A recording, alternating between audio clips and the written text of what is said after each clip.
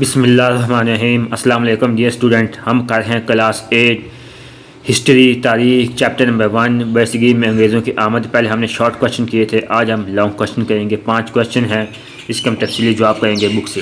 پہلا question, East India company پر note لکھیں۔ Page number 2 پر چلتے ہیں۔ ایسٹ انڈیا کمپنی، برطانوی ایسٹ انڈیا کمپنی برصغیر میں تجارت کے مقصد سے 24 اگست 1600 کو سوئٹ کی بندرگاہ پر آئی۔ وہ بنیادی طور پر مسالہ جات، ریشم، کپاس، نیل، رنگ، چائے وغیرہ کی تجارت کرتی تھی۔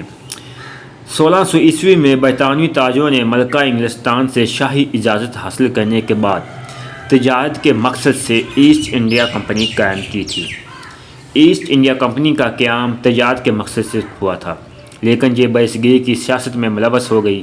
1612 عیسوی میں ایسٹ انڈیا کمپنی نے ہندوستان میں پرتگالیوں کو شکست دی اور مغل سلطنت سے تجارتی معاہدات حاصل کر لیں۔ کمپنی نے جنوبی ہندوستان سے سوت اور ریشم کی اشیاء، نیل اور شورے کے ساتھ مسالہ جات کی تجارت بھی شروع کر دی۔ اس نے اپنی سرگرمیوں کو خلیج فارس، جنوب مشرقی ایشیا اور مشرقی ایشیا تک پھیلا دیا۔ 1613 عیسوی میں مغل شہنشاہ جہانگیر نے ایک فرمان جاری کیا اور کمپنی کو سوت میں ایک کارخانہ قائم کرنے کی اجازت دی۔ نیکسٹ کوشچن، جنگ آزادی کے اسباب تحریر کے۔ پیج نمبر 10 پر چلتے ہیں۔ جنگ آزادی 1857۔ جنگ آزادی برصغیر کی تاریخ کا ایک اہم سنگ میل ہے۔ ہندوستانیوں نے یہ جنگ 1857 میں برطانوی تسلط کے خلاف لڑی تھی۔ اسباب: ایسٹ انڈیا کمپنی ہندوستانی فوجیوں کی مدد سے قائم ہوئی تھی۔ ان کی تنخواہیں بہت کم تھیں کیونکہ انگریز انہیں نااہل سمجھتے تھے۔ عبادت گاہوں کی تعمیر پر ٹیکس لگا کر لوگوں کے مذہبی جذبات مزید مجروح کیے گئے۔ تعلیم یافتہ ہندوستانیوں کو اعلیٰ عہدے نہیں دیے جاتے تھے۔ لارڈ ڈلہوزی کے الحاق کی پالیسی نے ہندوستانیوں میں بے چینی پیدا کی۔ ہندوستانیوں کے حالات زندگی کو بہتر بنانے کے لیے کوشش نہیں کی گئی۔ کوشچن نمبر 3، جنگ پلاسی میں میر جعفر کا کردار بیان کریں۔ پیج نمبر 4 پر چلتے ہیں۔ رابرٹ کلائیو برطانوی مفادات کے تحت کے لیے نواب سراج الدولہ کو ہٹا کر ان کی جگہ میر جعفر کو تعینات کرنا چاہتا تھا۔ دربار میں سازشوں کی سیاست کی وجہ سے نواب کی پوزیشن اچھی نہیں تھی۔ اس کا کمانڈر ان چیف میر جعفر اس سے خوش نہیں تھا۔ اس کی ایک خالہ کسٹی بیگم بھی اس سے جان چھڑانے کا موقع ڈھونڈ رہی تھی۔ رابرٹ کلائیو کو یہ ماحول سازگار معلوم ہوا تو اس نے شرفا کے ساتھ مل کر سازش کی۔ اس نے میر جعفر کے ساتھ ایک معاہدہ کیا اور نواب سراج الدولہ کے خلاف اس کی مدد کے بدلے میں اسے نواب کا عہدہ دینے کا وعدہ کیا۔ دوسرے لوگ جو سازش میں شامل تھے ان میں نواب کے خزانچی رائے دلاب اور ریاست بنگال کے امیر ترین سازوکار جگت سیٹھ تھے۔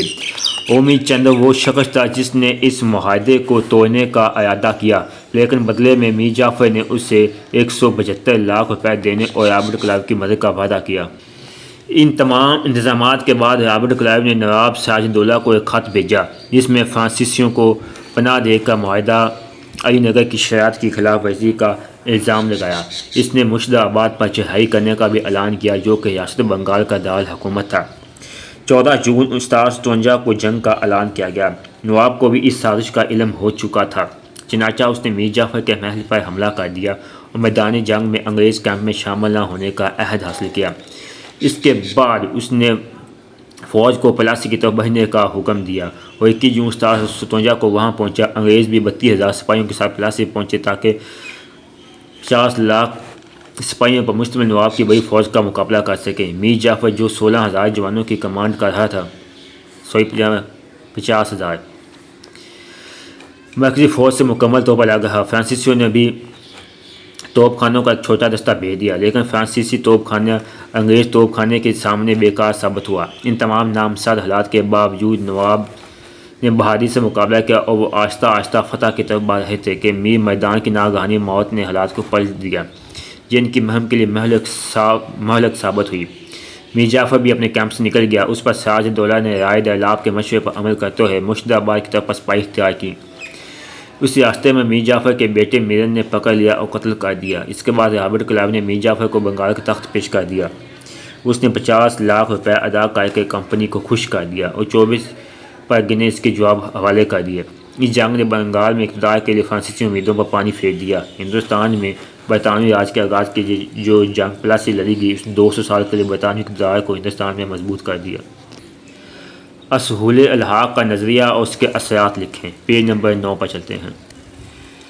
اصول الحاق کا نظریہ۔ انضمام کا نظریہ ایک الحاق کی پالیسی تھی جس کو لارڈ ڈلہوزی نے 1852 میں لاگو کیا۔ اسے برطانوی اقتدار کی توسیع کے لیے ایک انتظامی پالیسی کے طور پر استعمال کیا گیا تھا۔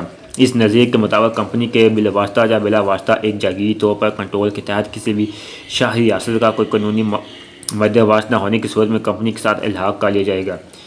لارڈ ڈلہوزی نے اس دستاویزی شکل دی اور اسے انگریزوں کے لیے علاقے حاصل کرنے کے لیے وسیع پیمانے پر استعمال کیا۔ اس پالیسی کے مطابق ہندوستانی حکمران کے کسی بھی بیلے پالک بیٹے کو تخت کا وارث قرار نہیں دیا جا سکتا تھا۔ گود لیا بیٹا کسی پینشن کا حقدار بھی نہیں ہوگا جو اس کا باپ وصول کرتا رہا اور نہ ہی اپنے باپ کو ملے ہوئے کسی خطاب کا مستحق ہوگا۔ اس چیز نے ہندوستانی حکمرانوں کے طویل عرصے سے موجود اختیار کو چیلنج کیا کہ وہ اپنی پسند کا وارث مقرر کریں۔ نیکسٹ کویشچن، جنگ بکسر کے اسباب اور نتائج بیان کریں۔ پیج نمبر 5 پر چلتے ہیں۔ جنگ بکسر کی جنگ ہندوستان کی تاریخ کا ایک اہم واقعہ تھا۔ اس نے ہندوستان میں ایسٹ انڈیا کمپنی کی حکمرانی کے ان بنیادوں کو مضبوط کیا جو پلاسی کی جنگ نے رکھی تھی۔ بکسر کی جنگ بنگال میں دریا گنگا کے کنارے 22 اکتوبر 1764 کو لڑی گئی۔ انگریزوں نے میر قاسم بنگال کے معزول نواب شجاع الدولہ نواب آف اودھ اور شاہ عالم مغل بادشاہ کی مشترکہ افواج کو شکست دی۔ مقامی افواج بے بس ثابت ہو گئی، انگریز فتح یاب ہو گئے۔ پلاسی کی جنگ کے بعد بنگال کا تخت میر جعفر کے حوالے کر دیا گیا۔ 1767 میں میر جعفر کی جگہ ان کے داماد میر قاسم نے لی جس نے چٹاگانگ، مدن پور اور بردوان کے اضلاع ایسٹ انڈیا کمپنی کے حوالے کر دیے۔ اس نے اپنی آزاد حیثیت کو بحال کرنے کے لیے بھی اپنی سطح پر پوری کوشش کی۔ وہ ایسٹ انڈیا کمپنی کو اختیار ماننے کا تیار نہیں تھا، اس لیے اس نے اپنا دارالحکومت مرشد آباد سے مونگیر منتقل کر دیا تاکہ وہ آزادانہ طور پر کام کر سکے۔ اس نے آتشی اسلحے تیار کرنے کے علاوہ اپنی فوج کو یورپی خطوط پر بھی منظم کیا۔ وہ یہ سب کچھ کمپنی کی اتھارٹی کو ختم کرنے کے لیے کر رہا تھا۔ تاہم جب میر قاسم نے تمام نجی تجارت کو ممنوع قرار دیا تو کمپنی 1717 کے شاہی فرمان کے تحت آزاد تجارت کا حق استعمال کر رہی تھی، لیکن کمپنی کے عہدیداروں کی طرف سے اس کا حق غلط استعمال کیا جا رہا تھا جو اسی استحقاق کے تحت اپنی نجی تجارت کر رہے تھے، جس سے نواب کے محصولات کا بہت زیادہ نقصان ہو رہا تھا۔ چنانچہ اس نے سخت اقدامات کیے اور اپنے اہلکاروں کو حکم دیا کہ انگریز تاجروں کی تمام کشتیں اس حقیقت کے باوجود پکڑ لیں کہ ان کے پاس دستک تجارتی اجازت نامہ تھا۔ نواب نے دستک کو ختم کر دیا اور اس طرح غیر ملکی تاجروں کو مقامی تاجروں کے برابر کر دیا۔ اس نے نجی تجارت کو روکنے کے لیے کسٹم اسٹیشنوں اور سپاہیوں کی تعداد میں اضافہ کر دیا جس کے نتیجے میں کمپنی اور اس کے عہدیداروں کو بہت زیادہ مالی نقصان پہنچا۔